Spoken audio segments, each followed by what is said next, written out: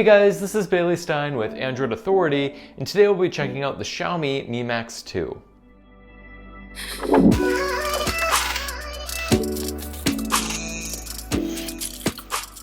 Just a quick note, although I have prepared this video, my colleague Abhishek Baxi has done much of the testing as well as the written post, linked below. And with that out of the way, let's talk about this phone. If you recall last year's Xiaomi Mi Max, this is really only a minor upgrade from that. The design isn't all that different, the MIUI software hasn't changed much, and yeah, it's still ludicrously large with a 6.44-inch 1080p LCD display.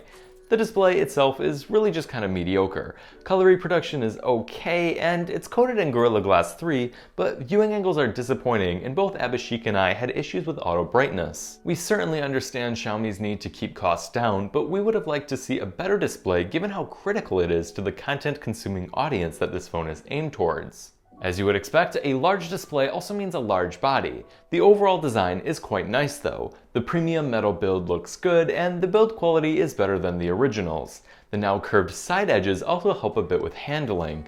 Not to the point of being able to get away with one-handed use, but there is a built-in mode for that if you need it. Of course, there's no built-in mode to make the fingerprint reader easier to reach. We found its placement to be a tad unfortunate, but are happy with the reader's accuracy. Although the Mi Max 2 is fairly slim at 7.6mm, it's certainly on the heavier side at 211 grams.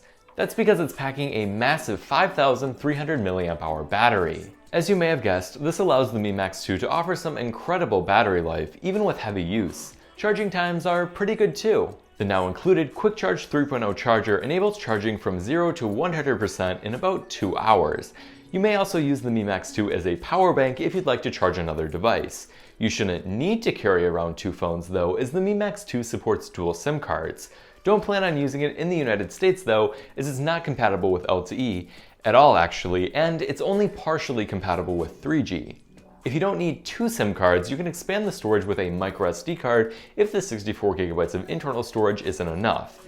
Media lovers will also enjoy the phone's stereo speaker setup. Audio is loud and, importantly, sounds full with little distortion. And yes, there's still a headphone jack. There's an IR blaster too for controlling TVs and other appliances. There's unfortunately no NFC on board, so while the Mi Max 2 has Google's blessing to run Android Pay, you can't use it in stores. The overall global software experience is pretty good. It ships with MIUI 8.5 over Android 7.1.1 Nougat, which is nice. We appreciate MIUI's design as well as its features and customizability. The dual apps feature, for example, lets you run two instances of the same app. It's a cool concept, but we had trouble getting it to work with Snapchat, which is really the only app that we wanted it for. By the way, if you aren't already following us on Snapchat, now's your chance. Okay, let's move on. MIUI also seems pretty well optimized, as day-to-day performance was alright despite the mid-range Snapdragon 625. We're sure the 4GB of RAM helps to keep the performance smooth as well. You should be happy with this setup, just don't expect it to compete with flagships.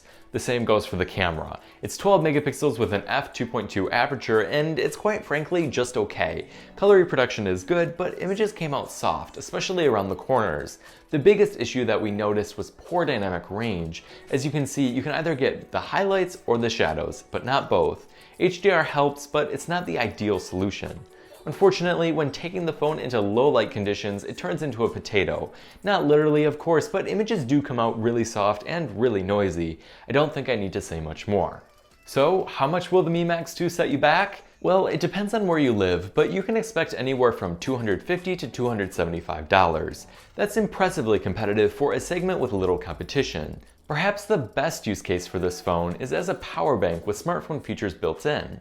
The Mi Max 2 is great for binge watching Netflix, and its large battery could certainly come in handy.